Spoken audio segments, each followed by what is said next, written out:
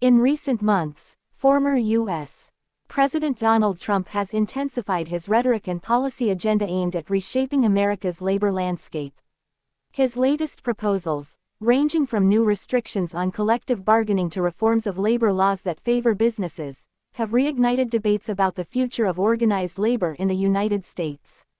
For many observers, these moves raise a critical question: could Trump's vision mark the beginning of the end for American unions?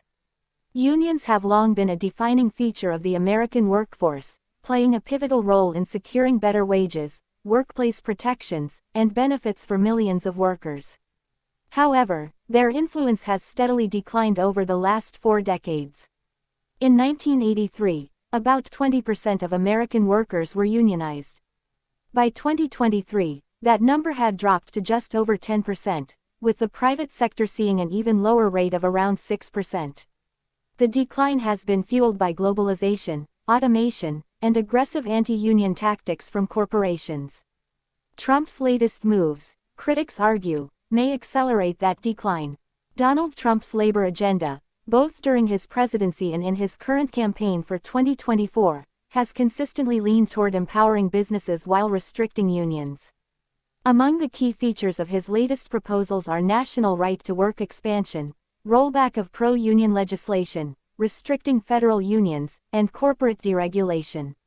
A federal right-to-work law would prohibit unions from requiring workers to pay dues as a condition of employment.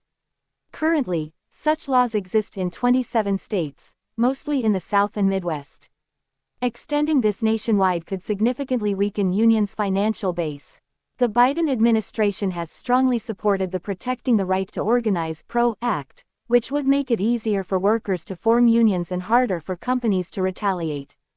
Trump, in contrast, has promised to veto or dismantle such legislation, framing it as a radical power grab by union bosses.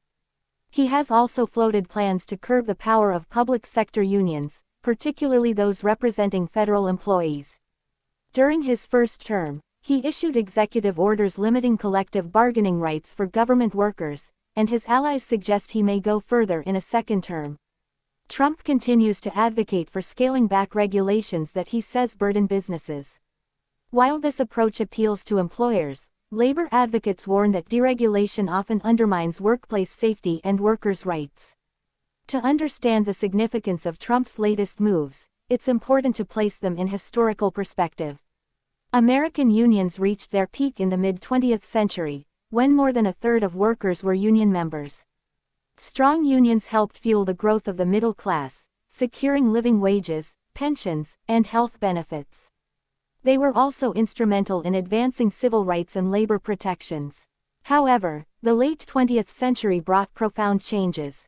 The Reagan administration's firing of striking air traffic controllers in 1981 sent a chilling signal to labor. Globalization shifted manufacturing jobs overseas, while automation reduced demand for certain types of labor. Corporate America also became increasingly sophisticated in its anti-union strategies, often employing legal loopholes and aggressive campaigns to prevent unionization. Against this backdrop, union membership steadily eroded. Trump's moves, then, represent not a new trajectory but an intensification of long-standing trends. What makes them different, critics say, is the scale of ambition. A nationwide right-to-work law, for instance, could deal a blow to unions unlike any other in modern history. Union leaders are sounding the alarm about Trump's agenda. They argue that stripping unions of their financial and organizational capacity will leave workers vulnerable to exploitation. Without unions, they say, wages could stagnate further, workplace safety could decline, and economic inequality could worsen. Research consistently shows that unionized workers earn higher wages than their non-union counterparts, on average about 10–15% more. They are also more likely to have health insurance, retirement benefits, and paid leave. Moreover, unions provide unfair practices, negotiate better conditions, and hold employers accountable. If Trump's policies weaken unions further, labor advocates warn, these benefits could disappear for millions of workers. This is particularly concerning at a time when inflation, housing costs, and healthcare expenses are squeezing households across the country. Paradoxically, Trump has maintained significant support among working-class voters, including many union members. His America First agenda, emphasis on bringing back manufacturing jobs, and tough talk on trade with China have resonated with blue-collar communities hit hard by deindustrialization.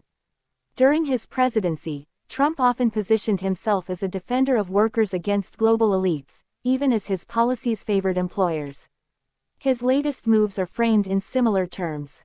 He argues that unions have become corrupt political machines, aligned with Democratic politicians rather than true advocates for workers. By limiting their power, he claims, he is empowering individual workers to make choices free from union influence. This framing has divided the labor movement. While union leadership overwhelmingly supports Democratic candidates, rank-and-file members are more mixed, with a sizable portion supporting Trump. This dynamic underscores the complexity of the labor issue in American politics. Unsurprisingly, many business leaders have welcomed Trump's agenda. Employers often view unions as an obstacle to flexibility, cost-cutting, and competitiveness. Right-to-work laws, they argue, give workers more freedom and make states more attractive for investment.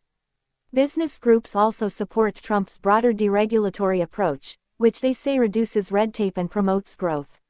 For corporations, a weakened labor movement means lower labor costs, fewer strikes, and greater managerial control. However, critics counter that short-term gains for business come at the long-term expense of workers' livelihoods and economic stability. The Biden administration has taken a starkly different approach, portraying itself as the most pro-union presidency in decades. Biden has championed the PRO Act, supported unionization efforts at companies like Amazon and Starbucks, and used federal procurement policies to favor unionized firms. His rhetoric often emphasizes the role of unions in rebuilding the middle class and reducing inequality. If Trump were to return to power, the clash between his policies and Biden's labor agenda would mark one of the sharpest contrasts in modern political history. For unions, the stakes could not be higher. The difference between revival and decline may hinge on the outcome of the 2024 election. Whether Trump's latest moves truly spell the end for American unions depends on several factors. Legally, passing a nationwide right-to-work law would require congressional approval, which may not be guaranteed even under Republican control. Similarly, dismantling protections for federal unions could face court challenges. Moreover, unions are not without resilience. Recent years have seen a surge of worker activism, from teachers' strikes to union drives at major corporations. Public support for unions is also at its highest level in decades, with surveys showing that around 70% of Americans view unions favorably. This suggests that while unions are under pressure, they may also be poised for renewal. Still, the risks are real. If Trump's agenda succeeds, it could lock in structural disadvantages for unions that are difficult to reverse. With fewer resources and weaker bargaining power, unions may struggle to recruit new members or win significant victories. The result could be a labor landscape where unions exist in name but lack real influence. The battle over unions is about more than wages and working conditions. It speaks to deeper questions about economic power, democracy, and the future of work in America. Unions have historically served as a counterweight to corporate dominance, giving ordinary workers a voice in shaping the economy. Weakening them, critics argue, tilts the balance decisively toward employers and exacerbates inequality. At the same time, the challenges facing unions go beyond Trump's agenda. Automation, artificial intelligence, and the rise of the gig economy are transforming the nature of work in ways that traditional union models struggle to address.